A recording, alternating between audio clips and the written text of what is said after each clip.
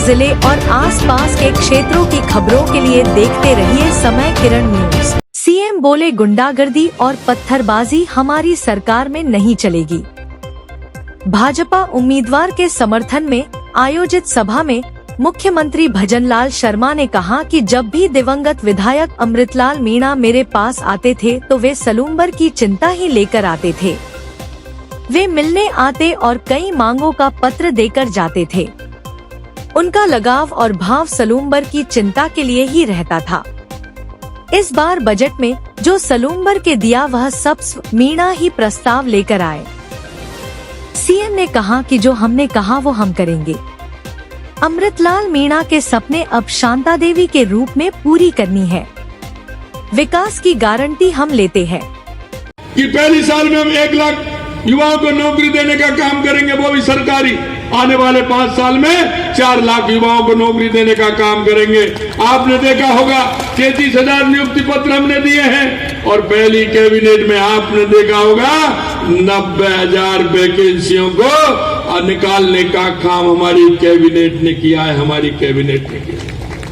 यही नहीं मेरे भाई और बहन, मैं आपसे कहना चाहता हूँ 2 साल का कैलेंडर भी हमने जारी किया है जिससे हमारे युवा भाई मेहनत करे। वो जिस तरह की नौकरी पाना चाहता है वो मेहनत करके पेपर दे, इसलिए हमने 2 साल का कैलेंडर जारी किया है। मैं आपसे कहना चाहता हूं ये 90,000 जगह जो हमने निकाली हैं, क्या वो 10 महीने में खाली हुई है? क्या हमारी सरकार को तो आए 10 महीने हुए हैं। अरे भाई, किसी गरीब का बेटा या किसान का बेटा अगर नौकरी लग जाता, उसको रोजगार मिल जाता तो तुम्हारा क्या चला जाता। लेकिन मैं कहना चाहता हूं 60,000 चतुर्थ श्रेणी कर्मचारी की जो हमने जगह निकाली है, क्या वो 10 महीने की है? क्योंकि राजस्थान बिजली और पानी को लेकर के कितनी परेशानी थी। हमने बिजली में 2,24,000 करोड़ रुपए के MOU भी किए हैं। आने वाले राजस्थान में और होने वाले हैं। हमने कहा कि 2027 तक राजस्थान को बिजली के मामले में, ऊर्जा के मामले में हम आत्मनिर्भर कर देंगे और किसान को दिन में बिजली देने का काम करेंगे। ये भी मैं आपको विश्वास दिलाना चाहता हूँ। किसानों को हमने कहा था कि सम्मान निधि देंगे। आपके खाते में आई कि नहीं आई बता दो। अरे बताओ ना, खाते में आई कि नहीं आई? ये मोदी जी की भी आई और राजस्थान सरकार ने भी दी। दोनों किसान सम्मान निधि देने का काम हमारी सरकार ने किया है। हमारी माता बहनें बैठी, इनको सामाजिक सुरक्षा पेंशन मिलती थी, कई साल से उस सरकार ने बढ़ाई नहीं। हमने आते आते 15% वो भी बढ़ा दी। हमारी आंगनबाड़ी की बहनें, आशा सहयोगिनी बहनें, उनकी भी हमने 15% बढ़ा दी। हमारे जनप्रतिनिधि हमारे पंचायत के हों, निकाय के हों, वो कहते थे हमारा भत्ता ही नहीं बढ़ा। हमने आते आते उनका भत्ता भी बढ़ाने का काम किया। एक बात और मैं कहना चाहता हूं मेरे भाई और बहनों, इस देश के अंदर घुमंतु अर्ध घुमंतु ऐसे कितने लोग थे जिनके पास मकान नहीं थे, वे घूमते रहते थे। हमने उनको ना कोई जमीन दी, उनके पास में 21,000 से ज्यादा पट्टा देने का काम हमने ऐसे लोगों को किया है जो पूरी तरह से अपना मकान बना सके और वो मान रह सके। मैं आपसे इतना ही कहना चाहता हूं कि हम श्री अमृतलाल जी मीणा ने जो यहाँ सपना देखा था, उन्होंने जो कहा था, निश्चित रूप से उनको पूरा करेंगे। युवाओं को नौकरी, हर वर्ग का उत्थान, विकास के पथ पर गतिमान राजस्थान, उसको हम पूरा करने का काम करेंगे। मैं अंत में आपसे इतना कहना चाहता हूं कि जो हमने काम किए हैं, आपने देखा होगा, मैं बहुत बड़ी ये चुनाव तो आपने कर दिया था, लेकिन अनायासी आपने देखा होगा हमारे ऐसे विधायक, और मैं कहना चाहता हूं जब भी वो मेरे पास आते थे, मेरे से मिलते थे, उनको इस सलूम्बर विधानसभा की इतनी चिंता थी। मैं कहता था आप 3 दिन पहले मिलकर गए, मेरे को 5-6 कागज दे करके गए।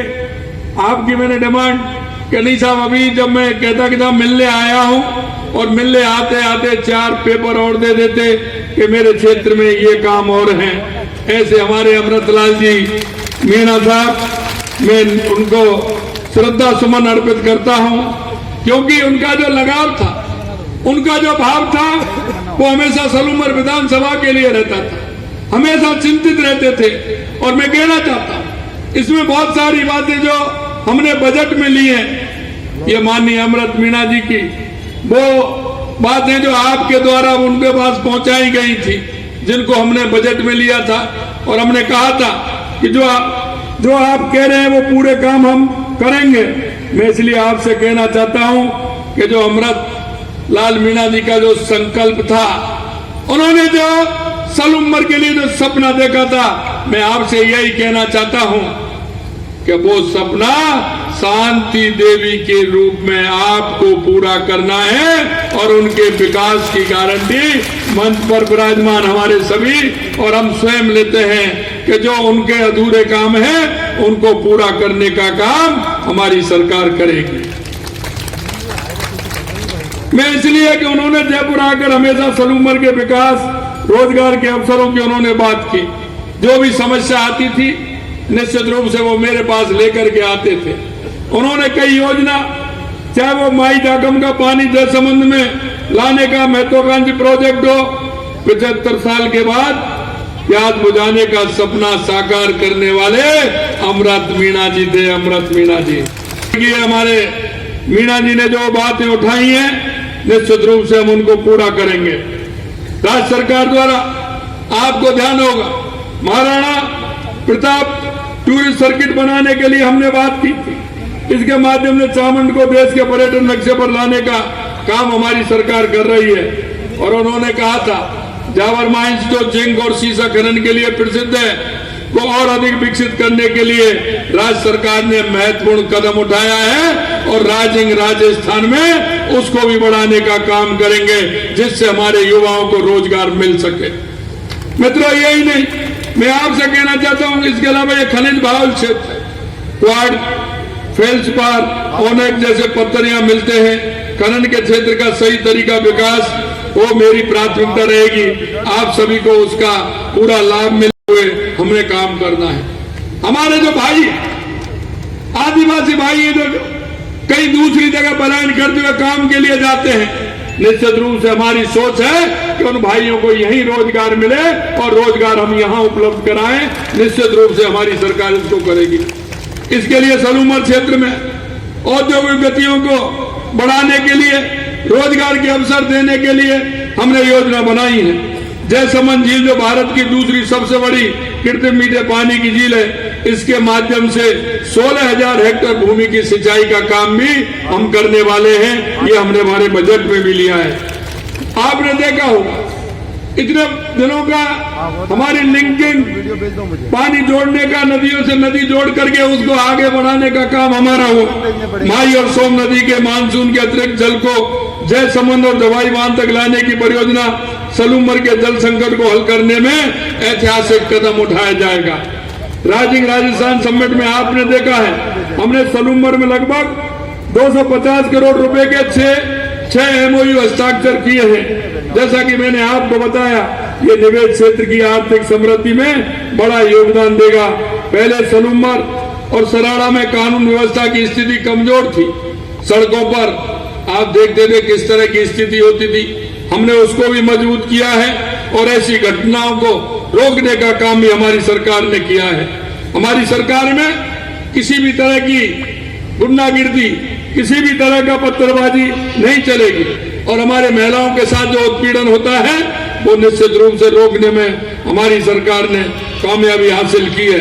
और हम कहना चाहते हैं कि हमारी 4 जातियां, क्योंकि कांग्रेस के लोग आते हैं, जाति की बात करते हैं, धर्म की बात करते हैं, सपने दिखाते हैं, झूठे वायदे करते हैं, जनता को बरगलाने का काम करते हैं। मैं आपसे कहना चाहता हूं भाइयों बहनों, देश के यशस्वी प्रधानमंत्री नरेंद्र मोदी जी कहते हैं अगर इस देश में जातियां हैं तो वो 4 जातियां हैं।